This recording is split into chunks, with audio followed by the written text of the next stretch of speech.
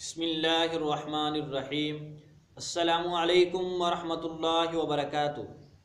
شروع اللہ کے نام سے جو تنہا ساری کائنات کا خالق مالک رازق ہے، اور بے شمار درود و سلام ہو ہمارے پیارے نبی حضرت محمد صلی اللہ علیہ وآلہ وسلم پر، جنہوں نے انسانیت کو توحید کا سبق دیا۔ مسلمانوں کا عقیدہ ہے اللہ واحد ہے، اس کے سوا کوئی خالق نہیں، مالک نہیں، رازق نہیں، وہ اپنی ذات و صفات میں تنہا ہے، یکتا ہے۔ یہ اس کو عقیدہ توحید کہتے ہیں۔ یہی عقیدہ مسلمانوں کی مقدس کتاب قرآن پاک سے ثابت ہے، یہی عقیدہ عقل کے مطابق ہے، اور یہی عقیدہ ہمیں عیسائیوں کی مقدس کتاب بائبل بھی دیتی ہے، جبکہ مسیحیوں کے پادری ان کو صحیح عقیدہ نہیں بتلاتے۔ ان کو عقیدہ توحید سے دور کر کے انہوں نے عقیدہ تثلیث کے اوپر لگایا ہوا ہے کہ نہیں، خدا ایک نہیں ہے بلکہ خدا تین ہے، اور انہوں نے اپنی گفتگو میں اللہ خداوند خدا تعالیٰ کو تو ویسے ہی ختم کر دیا ہے، ہر چیز کی نسبت حضرت مسیح علیہ السلام کی طرف ہی کر دیتے ہیں، انہی کو خدا کہہ رہے ہیں، انہی کو اول آخر کہہ رہے ہیں، انہی کو زمین و آسمان کا مالک کہہ رہے ہیں۔ حالانکہ ان کا یہ عقیدہ ان کی اپنی مقدس کتاب بائبل سے بھی ثابت نہیں ہے، بلکہ بائبل ہمیں اس کے خلاف عقیدہ دیتی ہے۔ آئیے ذرا آج ہم بائبل کی ایک آیت پڑھتے ہیں، اور اس میں آپ واضح طور پر دیکھیں گے کہ بالکل مسلمانوں والا عقیدہ موجود ہے اور مسیحیوں والے عقیدے کی صراحتاً نفی موجود ہے۔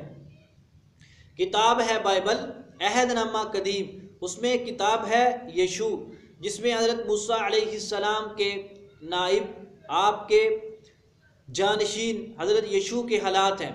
اس کتاب کا باب نمبر 2 ہے اور اس کی آیت نمبر 12 ہے۔ ہم اپنے مسیحی بھائیوں سے گزارش کرتے ہیں کہ آپ آنکھیں بند کر کے بغیر سوچے سمجھے ویڈیو کو ڈس لائک کر دیتے ہیں۔ کبھی آپ نے یہ بات سوچی کہ بیان میں جو بات بیان کی گئی ہے وہ تو آپ کی اپنی کتاب سے ہے، آپ کی مقدس کتاب سے، آپ کی معتبر مذہبی کتاب سے، تو آپ کو اگر کوئی آپ کی کتاب کی بات سناتا ہے، آپ اس کو ناپسند کیوں کرتے ہیں؟ آپ کو تو چاہیے دل و جان سے اس کو تسلیم کرے، اس کے مطابق اپنا ایمان بنائے، اور اپنے دل کے اندر سے ضد تعصب کو ہٹا دیں۔ اور پادریوں نے جو آپ کو پٹیاں پڑھائی ہوئی ہیں ان کو ذرا سائیڈ پہ رکھ کے آپ دیکھیں، آپ اپنی کتابوں یعنی جو آپ کے پاس بائبل موجود ہے آپ اس میں تصدیق کر سکتے ہیں۔ کتاب لو جی، کتاب ہے یشوع، اس کا باب نمبر 2 ہے، آیت نمبر 12 ہے۔ کیا لکھا ہوا ہے آیت نمبر 12 میں؟ یہ سب کچھ سنتے ہی ہمارے دل پگھل گئے، اور تمہارے باعث پھر کسی شخص میں جان باقی نہ رہی، کیونکہ یہ بڑا قابل غور جملہ ہے، کیونکہ خداوند تمہارا خدا ہی، یہی لفظ قابل غور ہے، اس پر غور کرنی، اس نے سب غیروں کی نفی کرنی ہے، ہی نے، کیونکہ خداوند تمہارا خدا ہی اوپر آسمان کا، یعنی خداوند تمہارا خدا ہی اوپر آسمان کا، اوپر والی ساری مخلوقات کا، اور نیچے زمین کا خدا ہے، اور نیچے زمین کا خدا ہے، اور نیچے زمین کا خدا ہے۔ پھر سنیے، کیونکہ خداوند تمہارا خدا ہی اوپر آسمان کا اور نیچے زمین کا خدا ہے۔ کتاب کا نام یشوع ہے، باب نمبر 2 ہے، آیت نمبر 12 اپنے پاس موجود بائبل میں تصدیق کر سکتے ہیں۔ اس سے کیا پتہ چلا؟ آسمانوں کا خدا، زمین کا خدا، ایک ہی خدا ہے، خداوند ہے، اور وہ اللہ تعالیٰ ہے، وہی معبود ہے، اور وہی اس کا مالک و مولا ہے۔ اس کے برعکس اب مسیح کیا کہتے ہیں؟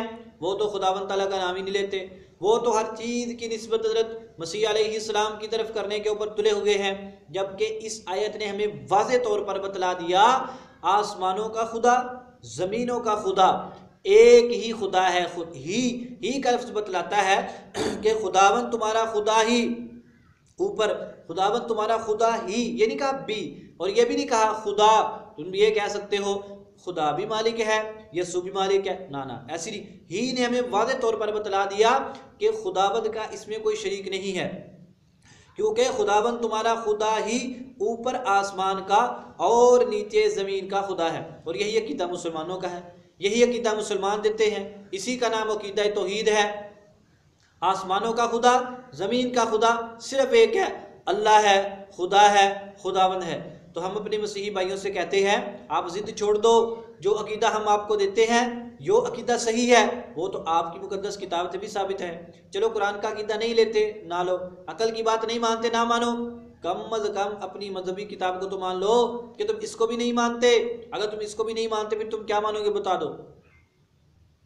جو عقیدہ قرآن نے دیا وہی بائبل نے دیا، وہی عقیدہ ٹھیک ہے۔ تو ہم آپ سے گزارش کرتے ہیں ضد کو چھوڑ دو، اس عقیدے کو مان لو، یہی عقیدہ سچا ہے۔ جس کا یہ عقیدہ ہوگا وہ مرنے کے بعد نجات پائے گا۔